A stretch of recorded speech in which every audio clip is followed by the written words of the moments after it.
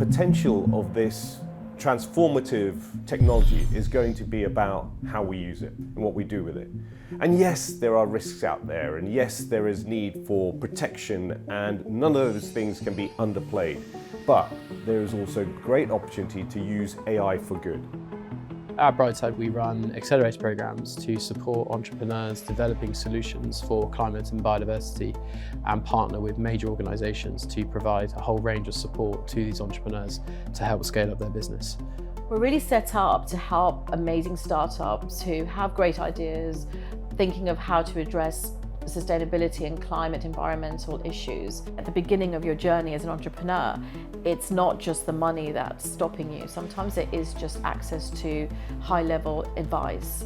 So that's why we're really delighted to be working with Hogan Lovells on this new programme and continue to work with them to really help those entrepreneurs have access to legal support so they can continue to thrive. The current programme, Sustain.AI, is focusing very much on how do you use AI for good.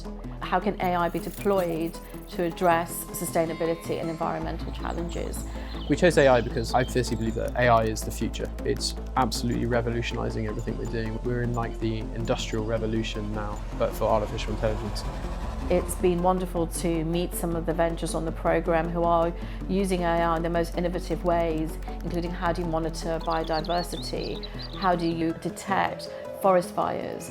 It's wonderful to see technology and AI, which sometimes has been given a bit of a bad press, being used for good in this way, being used for positive change and in a controlled and safe manner.